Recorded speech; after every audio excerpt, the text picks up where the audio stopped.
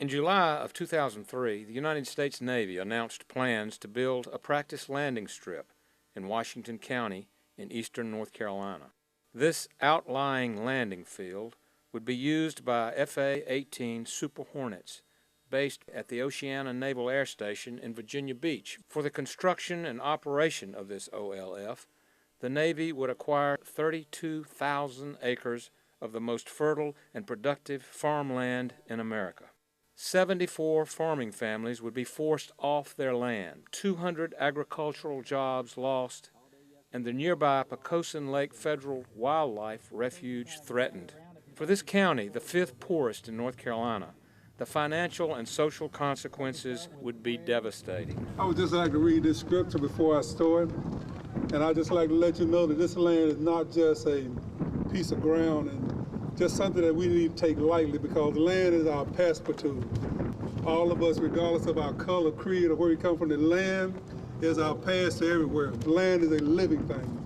And by being a living thing, all of us are connected to this ground. My fathers have worked this land, and our children have grown up on this land. Washington County is a poor county, but we stay here because we are all interwoven with this land.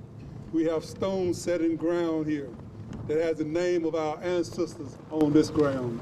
And so how could we not but love it? Because it means something to us. It means something to me. This is the type of training that the Navy is trying to transition back to.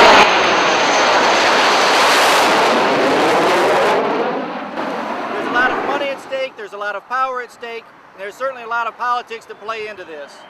But this is what is going to damage the Pocosin Lakes National Wildlife Refuge and destroy our economy.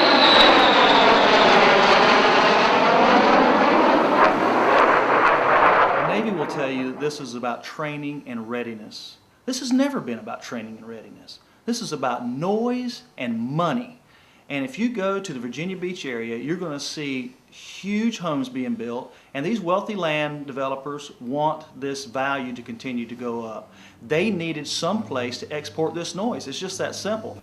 And you needn't look any farther than a letter written by Admiral Natter in October of 2000. And it said that it was precisely because of noise mitigation that the site for the OLF was being explored. Washington County was halfway between Oceana and Cherry Point, so we got picked.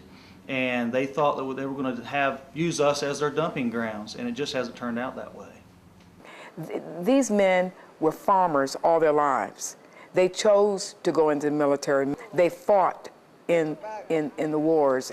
They are totally disillusioned by what is happening to them at the hands of their own military.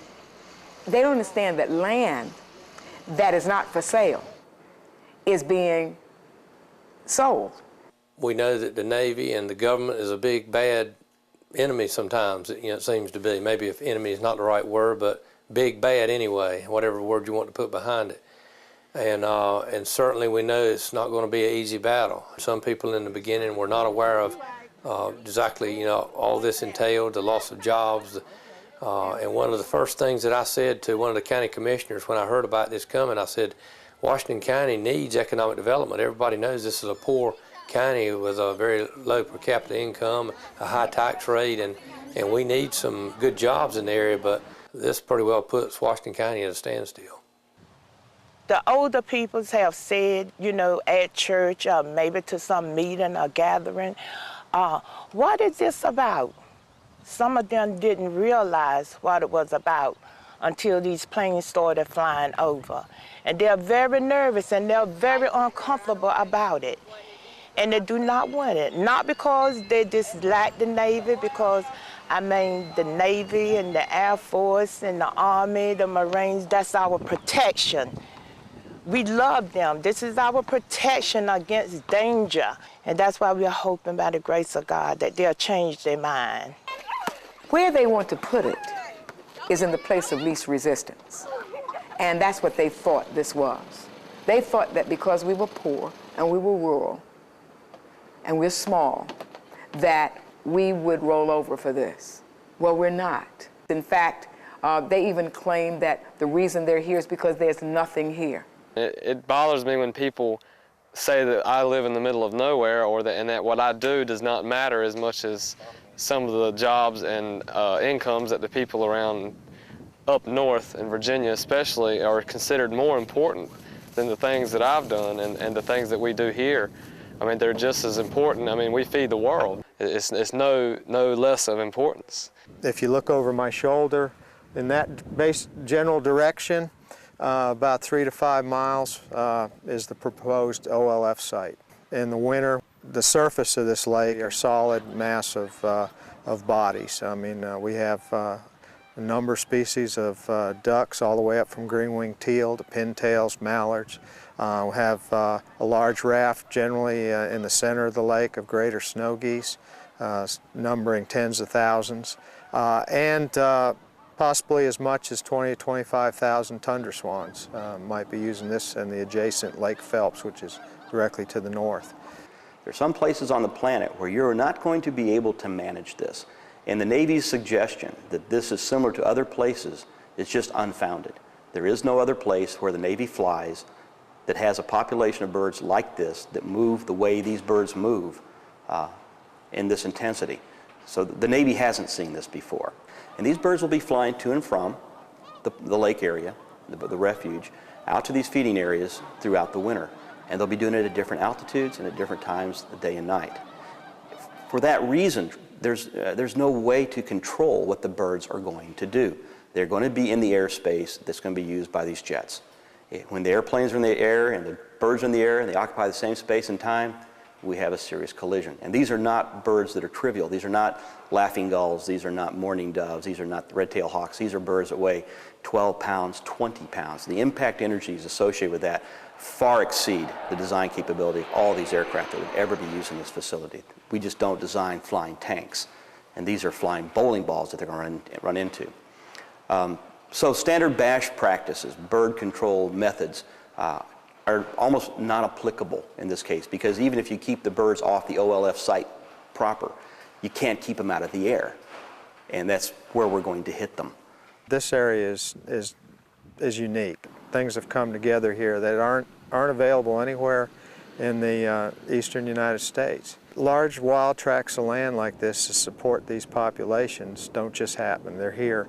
They're because of the large acreage of farmland we have, the surrounding woodlands, the lakes. It all comes together.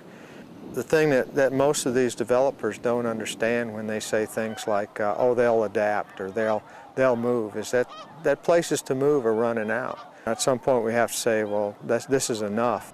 There's no place else for these birds to go. The only thing that I think of every night, I think, what ultimately would you do, could you do to stop this? And I was pleased to know that there are a group of women who are taking names as to who's going to lay on the runway. And I suppose I'd join them, because all we have to give is ourselves. All we have to sacrifice is ourselves. But I assure you that they're in for the biggest fight.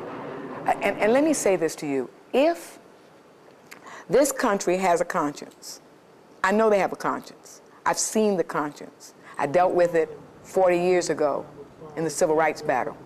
I know that had there been no media, had there been no television watching dogs and water hose on marchers, that nothing would have happened and we would have still been living in a segregated nation.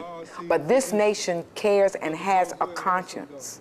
And I will assure you that there is no way that this nation is going to allow this small, poor, rural community to be victimized by its own military.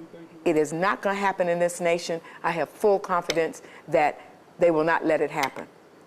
I can't imagine that that would be the case. And that is the reason it's so important for the nation to know what's happening. Because if the nation knows, the nation cares. Everybody will not sit on this. Somewhere, there's some leadership out there that's gonna step up and say, you just can't do this to this community.